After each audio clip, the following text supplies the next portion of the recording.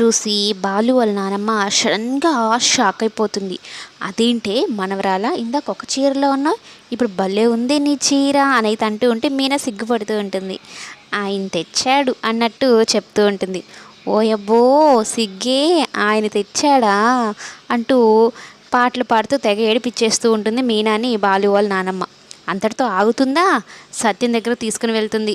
మీనా కట్టుకున్న చీరను ఒకసారి చూడరా సత్యం అంటూ చెప్తూ ఉంటే సత్యమేమో ఆశ్చర్యపోతాడు. నిజంగా మన బాలునే అని అయితే అంటూ ఉంటే, అవును మామయ్య గారు ఆయనే తెచ్చాడు, బాలు భార్య అంటే ఎలా ఉండాలి, ఎవరిలోనూ తగ్గకూడదు కదా అన్నది చెప్పి మరీ తెచ్చాడు అనేది అంటూ ఉంటే, ఆ మాటలు కామాక్షి విని ప్రభావతి దగ్గరికి పరిగెత్తుకుంటూ వెళ్ళి చెప్తుంది. ప్రభావతి ఒక్కసారిగా షాక్ అయిపోయి, ఇదేంటి వీళ్ళిద్దరి మధ్యన ప్రేమ ఇంతలా చిగురుచ్చేస్తుంది అని అయితే అనుకుంటూ కుళ్ళుకుంటూ ఉంటే, ఇంతలో పూజారి కానీ మీనాకు తెలిసిన వాళ్ళందరూ వచ్చి మీనాను పొగుడుతూ ఉంటే ఇంకా అస్సలు తట్టుకోలేకపోతుంది. మీనా చేతితో ఏది చేసినా కూడా మంచిదమ్మా, ఈ గుళ్ళో జరిగిన పెళ్ళిళ్ళన్నీ మీనా చేతుల మీదుగానే జరిగాయి అని పూజారి చెప్తూ ఉంటాడు. ఇంకా చుట్టుపక్కల వాళ్ళు కూడా, అంటే పెళ్ళికి వచ్చిన వాళ్ళు కూడా మీనా గురించి పొగుడుతూ ఉంటారు. మీనా చాలా మంచి అమ్మాయి, చాలా అందంగా ఉంటుంది, చాలా కలుపుగోలు అమ్మాయి, ఎంత మంచి కోడలు తెచ్చుకున్నావు ప్రభావతి అంటూ ఉంటే ప్రభావతికి ఏమో కోపం